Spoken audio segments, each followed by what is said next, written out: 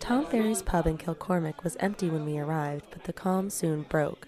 As the tabletops filled with plates of scones with butter and jam, and steaming mugs of tea poured from the kitchen, retired Bord na Móna workers gradually filled the seats. They came eager to talk with us, a handful of strangers from America, about their decades of work with the company. Although they no longer work for Bord na Móna, the slow death of local peat operations continues to affect the lives of these men. Within the next 30 years, Ireland's peat supply is expected to be economically exhausted. Residents of the Midlands will deeply feel the repercussions of a major economic force for the last 60 years coming to an end. The retired workers in the pub on this day have watched the population of their county shrink as jobs flee to the city and children move away to follow them. The fate of the community of County Offaly is still intimately tied to Bord na Móna, but as always, this goes both ways. It's a legal requirement under EPA licensing. In order to extract the peat, you have to fulfil a number of conditions. Dr. Kathryn Farrell, head ecologist at Bord na Móna. Then condition 10 relates to rehabilitation, which is really to ensure that Bord na Móna just doesn't walk away and leave a black desert behind them, which couldn't possibly happen anyway, because what we found is that once you stop producing peat, almost immediately vegetation starts to creep in.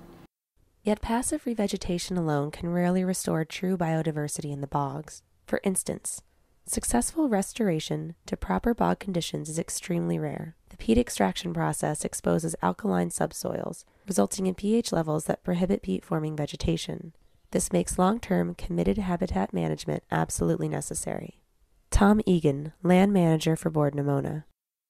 Generally, when we get an area, or when peat harvesting finishes, like it has been probably in peat harvesting for 40 years from its original raised bog. So you're basically back down to a residual peat, and so really and truly you're back to looking at a landscape as was after the Ice Age. Without the option to restore the original boglands, Bord na Móna must conduct extensive environmental surveys to determine the most appropriate and sustainable habitat for each site. The company owns over 80,000 hectares of land and currently has 3 ecologists on staff who are saddled with walkover surveys of every inch. With so much territory to cover, their dependence on the knowledge of Bord na Móna workers is real. We're always keen to get information off them, because obviously they're the guys who are on the bog maybe 30, 40 years now at this stage, and they know what's going on and how it's changed over the years. David Fallon, ecologist with Bord na Móna.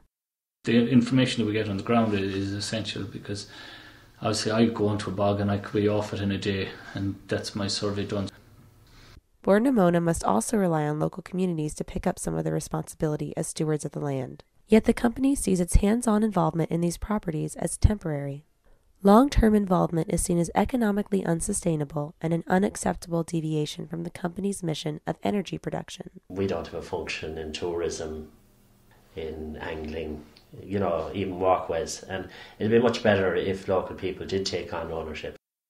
Bord na Móna has taken steps towards solidifying relationships with the Offaly community with the Loughborough Parkland site, which features a variety of cultural and natural amenities. While these projects, such as angling lakes and sculpture in the parklands, go a long way as goodwill gestures, the loss of Bord na Móna as a source of employment for the local community leaves us with another question. If a company such as Bord na Móna cannot support continued land management, how will the local community be able to do so while also weathering coming economic changes?